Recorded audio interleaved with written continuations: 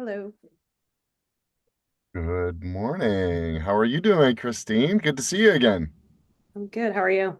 I'm doing great. Doing great. Ja Hello, Jack. Hi, Mark. The infamous Jack here. Okay, Oh fantastic. It's boy. good to put a face with the name. I'm sure you probably hear a similar voice to someone you might know. Just a little bit. I'm not sure how you got. You're out in Arizona, right? I'm in Bend, Oregon. Or okay. Yeah, yeah. Yeah. Has Brian ever been west of the Mississippi? Brian did come out last year. Okay. He was like, "Oh my gosh, this is amazing." So he, Okay. we had a really good time. I'm Good to see. very jealous that you live there. I went there once to visit and check it out, and I was like, I need to live here. But Yeah, it's kind of got that a little bit of appeal. So yeah, I'm going that's skiing this weekend, and it's also like 70 down in, where I live in town. So it's kind of it's kind of a cool little situation there. Sorry, Mike. Sorry. Stop it. Stop it, Mark. I can't handle it. I'm trying to get Mike Although up it's here it's to visit. beautiful out today. We're trying to do a business trip up here. We are. We got to figure this out. Yeah. The Hello. problem is we're going to run out of ski season here. Well, there's always next year for sure. There is. Well, didn't Breckenridge just have an avalanche or something? I don't know. I didn't hear that. I think this Hmm. the snow is heavy, and I don't think anybody's hurt, but they had something Oh, going on. geez. Yeah, you That's just crazy. hate to hear all that, especially with, yeah, I mean, all this snow has some very interesting effects. Like it's fun to play in, and also you got to be very, very, very careful. Yeah, not going down a whole little rabbit hole here, but like there is so much focus on tree well safety as we start getting really like a lot of the snowfall, and unfortunately, there's a couple people that die every year. And so it's just kind of like, you hate to hear that, and it's again, they're doing everything that they possibly can to talk about it and everything. So, anyhow, okay, well, on that kind of, we'll shift on that bombshell. Yeah. So we're not here to talk about that. We're here to talk about some LinkedIn stuff. So, Mike, do you want to take it away? Yeah, I think just quick preamble. I think everybody knows the short answer or kind of who Mark and I are, but just in case you're not aware or if someone's listening on the recording, but Mark and I have been longtime friends. We started a new business last year called Kindred, and our goal is really just to share um, really business development strategies and especially outreach strategies that we've learned over the years that are relational in their goal, right? That in the business of professional services, which is what I do, it's what Mark does, and it's who a lot of our clients are, that the relationship is ultimately what drives the business. It's what drives long-term client engagements. And so when we don't start there in business development, especially in outreach, and I think we're very tempted to start somewhere else. But when we don't start with a relationship first, we start employing strategies that actually end up hurting us in the long run. And so that's something that we believe in very firmly, and we're trying to kind of preach and then also practice with clients and really anybody that we'll talk to. So we're running these twice a month Q&As. One really focuses today on LinkedIn, and then we have another Q&A that we run every month that's more focused on CRM and some strategies there. But at the heart of all of it is relationship development. How can you really build long-lasting, strong relationships with potential clients that turn into long client relationships? Um, so we've learned some things, especially on LinkedIn. That's been a really useful tool for us and for some of our clients. And so we've been sharing, I think over the last like 4 or 5 months, just some different learning lessons that we've had. And today I was just going to share a little bit about contact research, like how to research contacts that you want to reach out to and have a conversation with on LinkedIn as part of your outreach program. And then obviously have some time for Q&A and just open that up and we can talk about anything. It can be uh, ideally probably LinkedIn related, but we can talk about whatever you want to talk about.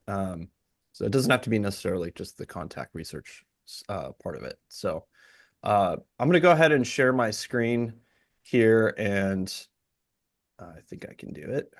Yeah. I think I'm capable. Am I? Yes, I Who have knows? allowed that Oh, opportunity to. Great. um, So I was just gonna start here real quick, and hopefully everybody can see this. This is just what we call our scorecard. And it's just where we track KPIs for an outreach program. And this is an example taken from a client that we've worked with. I've anonymized it, so but all the data is actually true data. Um, but I think it's just helpful to kind of see, get the lay of the land that like this is really kind of the flow that we've been talking through over the past couple months of how do you think about an outreach program on LinkedIn? And obviously starting with the accounts, the companies that you really want to build relationship with. And then who are the contacts that you need to be targeting within those companies? And then obviously the interactions, right? So that starts with connection requests that moves through to some kind of value added offer. In this case, with this client, it was webinars that we were inviting contacts to. And then ultimately, like, are we booking meetings, right? And at the end of the day, that's true relationship building, is that we're having one-on-one conversations with them. Whether that's a very formal, pitch proposal type presentation, or it's something less formal that's more of just a relationship building. Hey, let's get to know each other. Now that you've gotten some value out of our interactions on LinkedIn, let's take that actually into a one-on-one relationship.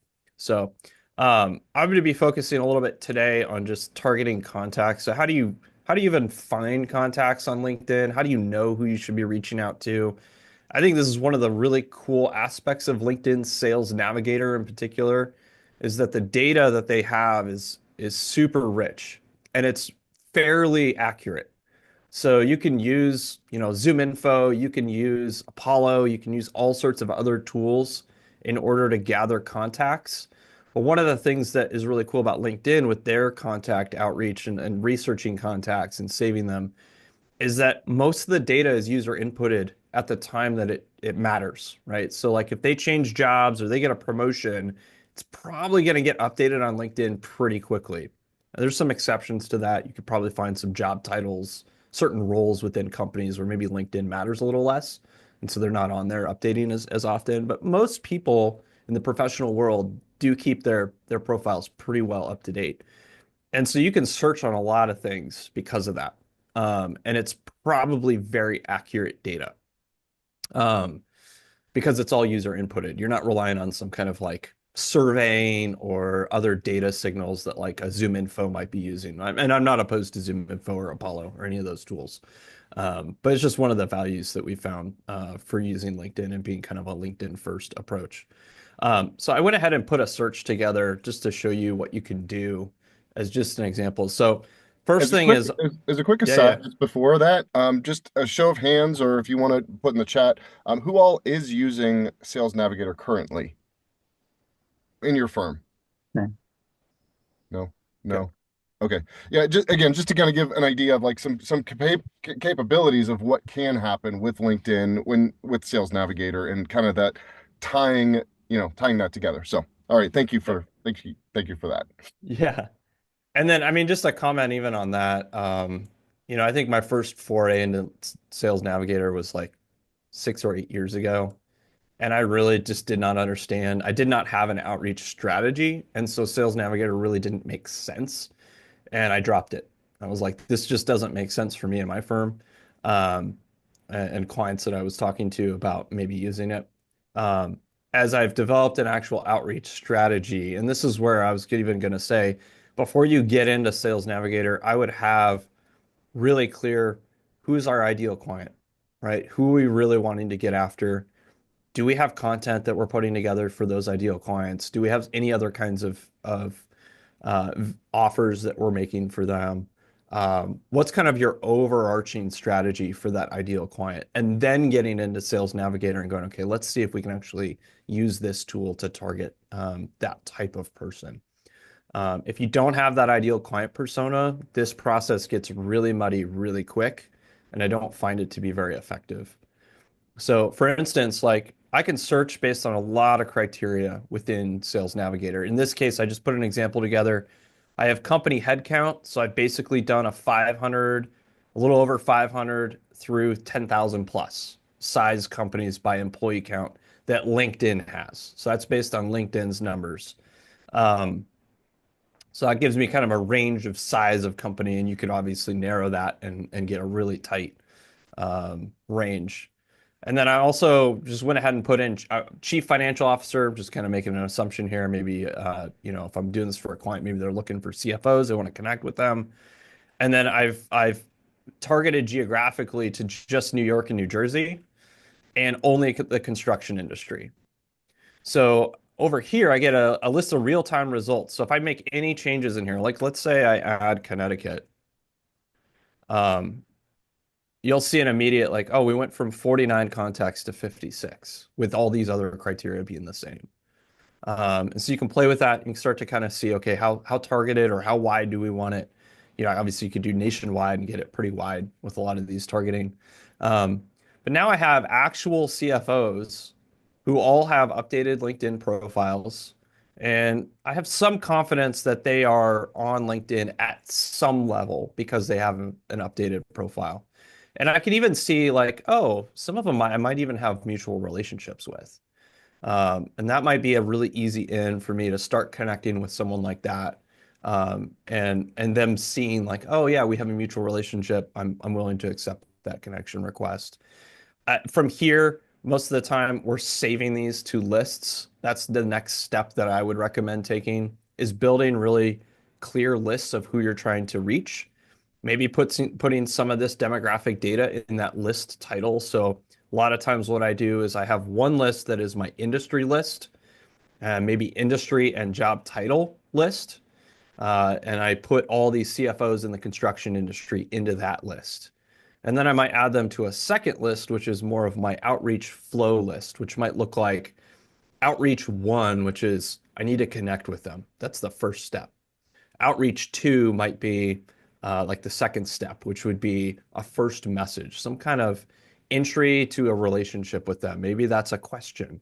Maybe that's a very high value offer, like attending a really applicable webinar to them. Again, you have to be careful with those. That first message determines a lot in the relationship building process. If you're just getting in there and you're like, here's a white paper, I typically find like that's a turnoff. People are not interested in that kind of thing. But if you can invite them to like a private event, something really high value, and this is where like understanding your ideal client persona is really, really helpful. What are their goals? What are their challenges? What are the problems that they're trying to solve?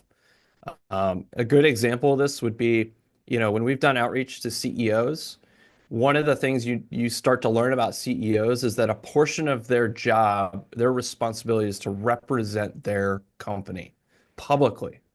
And so if you invite them to an event that doesn't give any publicity to their company, they're probably less likely to participate in it.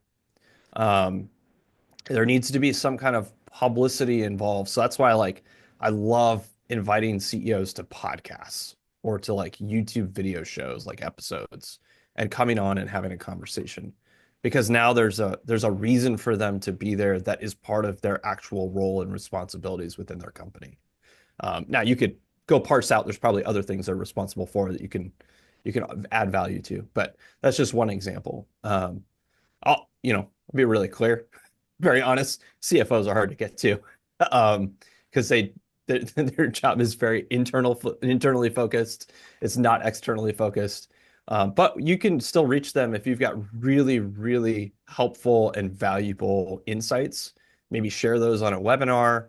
Another thing to just consider as you're going through this, and I'll shut up here and we'll get to questions before I ramble too much. But another thing we found really interesting is that C-levels are great at passing information down the rungs. So if you find like, okay, typically in our client engagements, we need to have both the CFO and someone beneath the CFO on their team in that decision-making process. If we can win both of them over, we're going to get that client, right? Well, one way to actually get to the lower tiered person, obviously you can reach out to them directly, right? So if you know their job title, you can do a search and you can probably find them on here. But another way to get to them that has actually a lot of power is to go through the CFO and say, hey, CFO, there's this webinar we have coming up. It might not be a good fit for you, but someone on your team might really get some benefit out of this. And I've had, particularly with CEOs, actually share webinars and other value-added offers with their teams um, directly through outreach on LinkedIn. And what's really fascinating is, of course, they're more likely to register and attend if their boss tells them they should check this thing out. There's some really interesting kind of like psychology in some of this, but that you can really tap into. And that's where like an account-based approach is always, good to kind of consider. If, okay, we need to go through different avenues here. How do we get to everybody in the company that we need to get to? So again, like how do you make it relational? How do you make it acceptable? I think a new concept that Mark and I have been really playing with is um, the digital handshake, right? So in a digital first relationship, like we're talking about with LinkedIn, how do you get that kind of networking event type experience where you walk up and you have a handshake and the first thing you say is not, would you like to have a call with me so I can pitch you? But it's, hey, I'm Mike. Who are you? Right?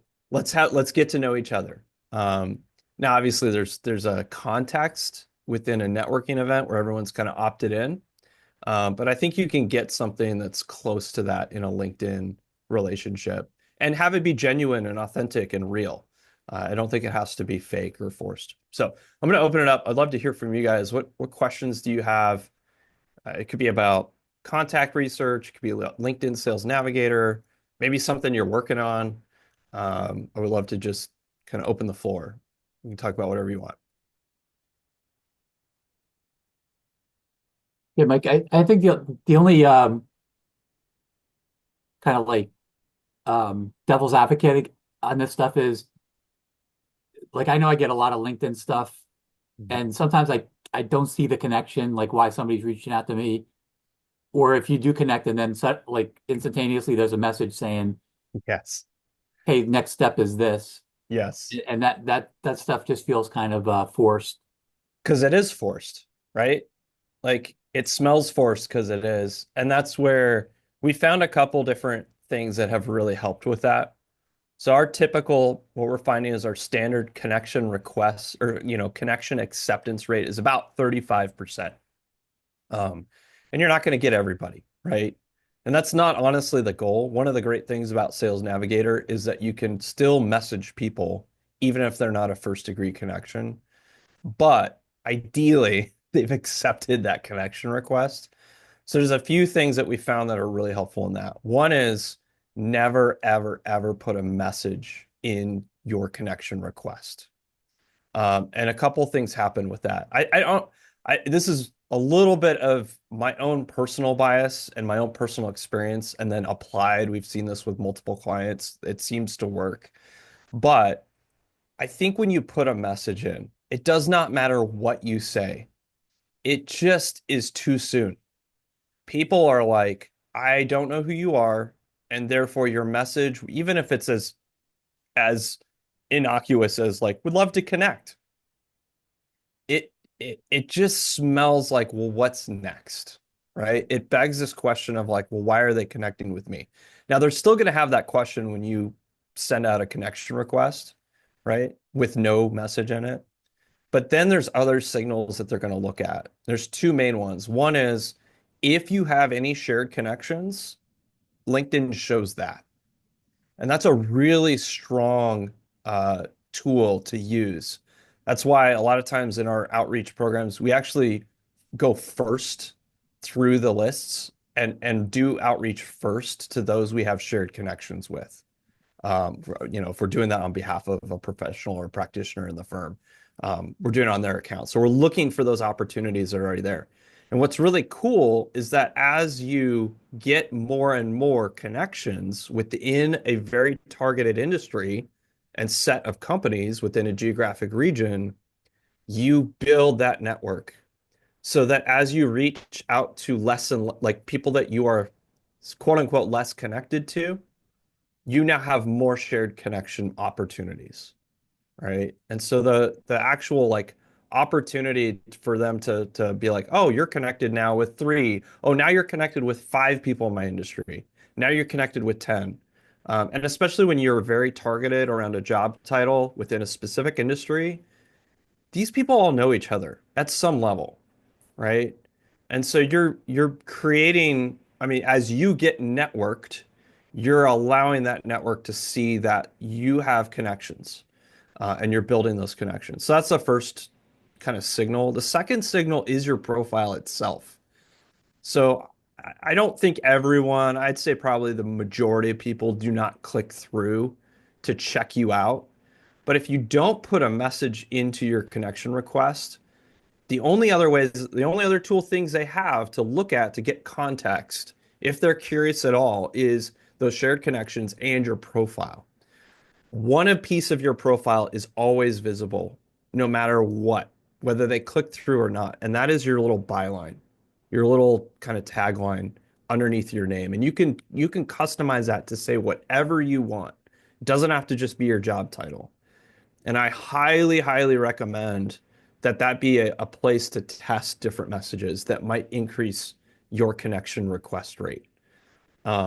I found that if you put something in that talks about the value you provide and that you have expertise in that industry, you're more likely to get connection requests accepted, right? Because they're looking for like, oh, you're not only are you connected in my industry, but you say you know things about what we do, right? You work in you have expertise in construction. That's interesting, right? You're creating a point of connection. Now, obviously, those things need to be true. So back that up. And then the rest of your profile needs to back that up. So your bio, that whole section, make sure that you've got really clear messaging in there around the value you provide, the industry expertise you have, any thought leadership that you've got needs to be published. There's lots of ways to do that. Even cleaning up your job descriptions, within the past jobs that you've had or your current title and position. And then even creating a level of humanity to that profile is really helpful. So things like, do you have interests outside of work? Put those in there. Put those in your bio. Do you volunteer? Do you serve on a board? Do you have any community involvement? Put those things on your profile as actual positions where appropriate, and definitely in your bio. Because you're trying to create a human connection, right? And human beings, we all want connections with people that are more than one dimensional. I'm not really, I'm interested in expertise probably first. If you're putting yourself in the head of the target, the type of person you want to connect with, they're looking for expertise, but they're also looking for some level of human connection. So like just showing that like, oh, that Mike's into hiking and playing Lego with his kids and roasting his own coffee at home. It could be the last line of my bio, but that's interesting. And that creates a level of like personal, and they don't even have to have kids for that to resonate at some level, right? That's not what we're trying to do. We're not trying to say like, oh, my life is just like your life. We're just saying like, hey, I'm a human being. I've got different interests. I've got different things going on in my life that make me a full human being. So I'm yakking too much again. Sorry. But that's my counter to your counter, Jack. And obviously the way you do that, so even things like the message that you do end up sending, because eventually you do have to send a message. You can't just connect and then never talk to them. Don't send it right away. Don't automate it. Send it like 2 or 3 days or even a week. I'd actually recommend like waiting about a week between your connection request to your first message. And there's a couple reasons for that. One is it disassociates the two a little bit in their mind. So they're not getting that weird feeling that we all get when we get the automated, like, I connected with you and then I immediately send a message, right? Like that just smells like weird, right? That there's some ulterior motive. The other reason for it is you're giving them time to accept that connection, right? That might not happen in the first 24 hours. That might take 36 or 48 or 72 hours. So that gives it a little bit of breathing room before you send that first message. And there's not just the psychological reasons and relationship reasons to do it that way. There's also a tactical reason, which is that every message on LinkedIn and Sales Navigator that's not to a first degree connection costs you what's called an InMail credit. You only get 50 InMail credits a month. So if you can kind of up your connections, your every one of those first degree connections is a free message that you can send from there on. It's not going to cost you on the LinkedIn side. Um, Now you can also earn those email credits back. That's a whole nother thing.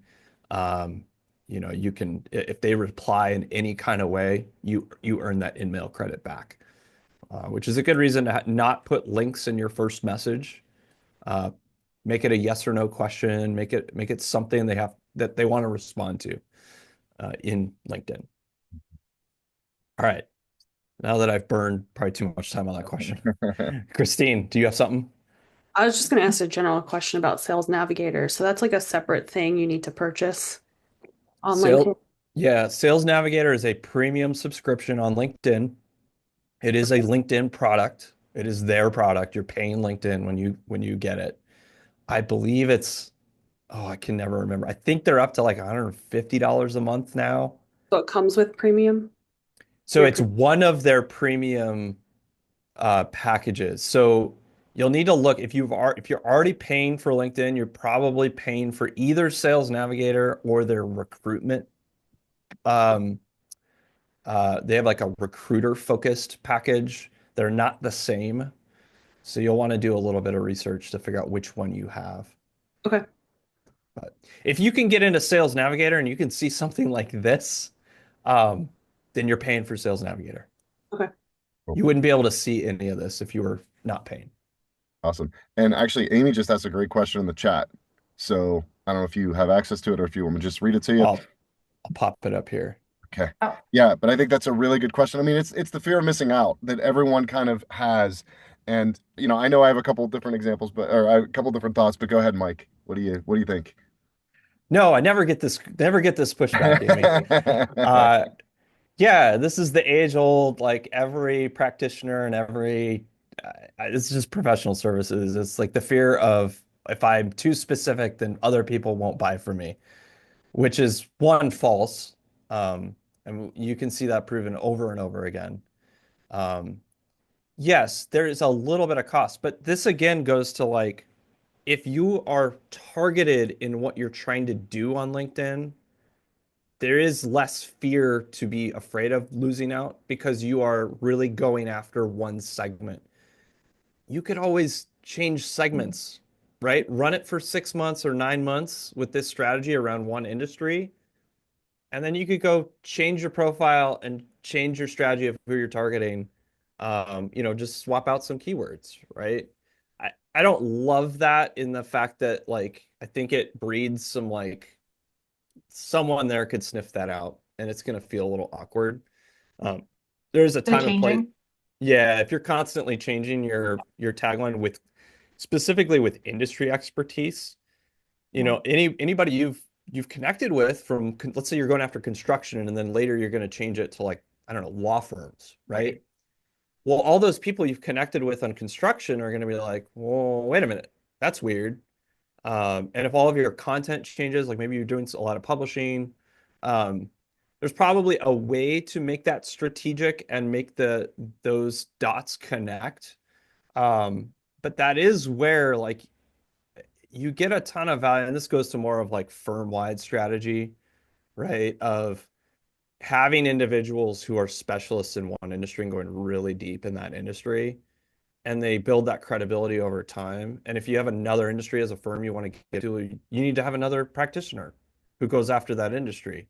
And that's typically what you find actually like people gravitate towards that, right? When I've been working in one industry for 10 or 15 or 20 years, I'm not going to pivot to another industry overnight, right? I could probably just keep going. I could go deeper, offer more kinds of services, tangential services. Um, and so there's a little bit of some like just firm strategy layered into personal branding strategy for your individual practitioners. Um, Another case to be made is I think when I get this also on like kind of the more of the firm-wide branding side of things. Um, I liken it to, you're throwing darts at the bar, right? And what do you have to throw at? You don't just throw anywhere, not least because that would be really unsafe. Um, but because there's a goal in mind, there's a target, and I get points if I hit the target. But what do I aim at? Do I aim at the whole target? No, I always aim at the bullseye in the very center. And when I throw the dart, I don't expect that I'm going to hit the bullseye every time, but I'm much more likely to hit somewhere in the target and get some points, right? And I liken that to positioning around, specific expertise within an industry. When I say I'm really good at this thing for these kinds of businesses, with usually industry focused, with these kinds of problems, I'm creating a bullseye. That doesn't mean that if like I throw the dart and I'm a little off the bullseye, like, oh, somebody comes in and they're not quite the right size, or maybe they're not quite the same service as what I'm really targeting, that I say no. It just means that all of my messaging and my outreach is highly targeted. And it doesn't mean I have to say no to everyone else. It just means that I'm going to get a lot more yeses that are really ideal, because I'm being really focused. And I think every marketer knows that kind of that strategy. But And yeah, when I oh, go ahead. relate it to practitioners, sometimes I'll get a light bulb and they'll go, oh, actually, that makes sense. Yeah, we're definitely running into that even with setting up some ideal client profiles with Jack. It's certain areas of the firm that are maybe a little Yep. more generalist, and then we have some that jump right in. Yep. But it's the one question I always get asked. So I figured I'd see if you had any experience or information surrounding that one. Yeah. I appreciate it. Oh no, go ahead, Mark. And I was Yeah, just gonna, Mark. just one other thing, and Amy, I'm looking forward to meeting you at Summit. So that's great. Yes, I'm excited. Um, the other thing just about that, and I'm gonna pull up a spreadsheet here. Do you just want to stop sharing, and I'll just pull up a quick share, Yep. because again, as we look at those industries and specifically focused on that, it takes a good 3 to 6 months to decide on what that new particular industry may be. Like I remember the first time that I was approaching, I'll just say it, Michael marketers, which were creative ad agencies and creative firms, and that's essentially how Mike started seeing a little bit more of the content that I was creating. This was a number of years ago. And then virtually, Mike and I started working together. And so, like, taking that time to really get clear on that persona, it's going to take a series of time, because then they're going to see the types of communication that they're saying. And kind of back to the devil's advocate that I know you were kind of sharing a little bit earlier, Jack. Like, when you see that first headline that's specifically focused on, in the case where, with Mike, was like, hey, I was focused on creative ad agencies, and then he sees that, it's like, oh, well, I mean, we already had a relationship, but taking that time to really like identify that. And then also, as Mike has had a lot of good relationships with accounting firms, now as we're working together, and obviously I have a pretty intimate relationship with someone who is pretty intimate with a firm. It's one of those things, like I actually really have heard the stories. Now I'm kind of hearing it from a lot of different perspectives. So when I'm going out there and I'm talking with individuals, they're like, "Oh, you do understand this industry." And so here I'm just going to share, and I'll email this to all of you afterwards, as a worksheet as you want to go through this. But as Mike was talking about, each persona has their challenges, their characteristics, and their goals. And when you start getting clear on that industry and looking at what those challenges may be, you can really identify and start to create the subject lines and all of those communication points that are related to that, so that you don't have to get into this very long dissertation about what it is that your firm can do. It's like, oh my gosh, they can help me because they already know a problem that I'm really looking to solve. And so, like I said, I just wanted to share this with you real quickly.